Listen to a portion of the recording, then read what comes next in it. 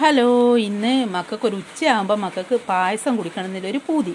അപ്പോൾ ഇത് കേരമലാക്കിയിട്ടാക്കണം. അങ്ങനെ പഞ്ചസാര കേരമലാക്കി അതിൻ്റെ അകത്തേക്ക് നമ്മളെ പാൽ ഒഴിച്ച് പിന്നെ നന്നായി തിളച്ച് വരുമ്പം പായസം മിക്സാണ്, സേമിയോൻ്റെ മിക്സാണിത്.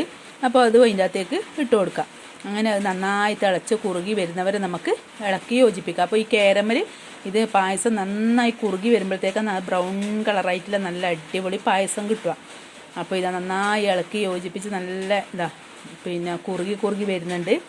അപ്പോൾ നല്ല വൃത്തിയിൽ ഇളക്കി കൊടുക്കുക. നമുക്ക് അടിക്ക് പിടിക്കാണ്ട് നന്നായി ഇളക്കി കൊടുക്കുക. അപ്പോൾ പിള്ളേരൊരാഗ്രഹമല്ലേ പായസം കുടിക്കണം എന്ന് തോന്നുമ്പോൾ പിന്നെ ആക്കി കൊടുക്കണമല്ലോ.